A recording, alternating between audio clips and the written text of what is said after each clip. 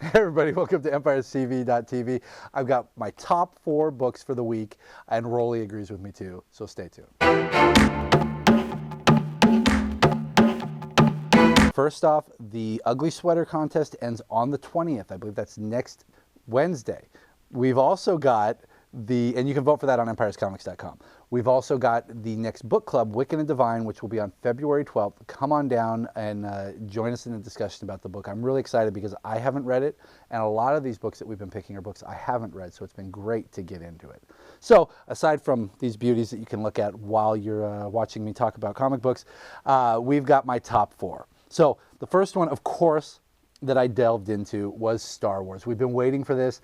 They have really hyped it up. Dark Horse has been publishing Star Wars comics for the last 20, 25 years.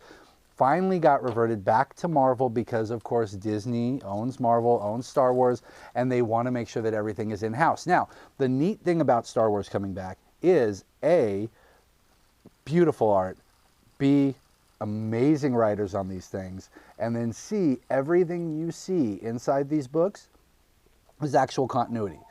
Unlike when it was at Dark Horse and everything was, essentially they were fun, but had no impact on the universe, they've guaranteed us that anything through this imprint will actually have an impact on the movies, on the stories, and will give you more in-depth stuff about the characters. So this one takes place in between episodes 4 and 5. The rebels are still on the run. The Empire is trying to consolidate after losing the Death Star. And of course, the rebels are making a run on a factory in typical rebel format or fashion because they're going under the guise of being envoys of Jabba the Hutt. It was a good read. We've also got a Darth Vader mini coming. You've also got a Princess Leia. Great names like Wade, Cassidy, Wood, Dodson. It's really, really worth your time. At least check out number 1. I had a good time with it. And what's really neat is you open it up, they start you off just like you are watching the movie, and it was a lot of fun. All right, Avengers, we're getting close to everything that Hickman has been building. I mean, we're on what now, 30, 40? Issue number 40, Avengers and New Avengers have been building towards something huge. Thanos and his crew are out of control. They are actually doing things that benefit Earth because they're taking out other Earths. And the Illuminati essentially put them in a position to do that. Now you've got S.H.I.E.L.D., you've got old Captain America, Sue Richards, Captain Marvel. They're all out trying to find the Illuminati who are on the run. So, Beast, Banner, Reed Richards. It's been a great run. It's been a great twist as they all come together. It's coming to a head. Gonna be something big. It's gonna be one of the big new events. So Avengers, well worth the time.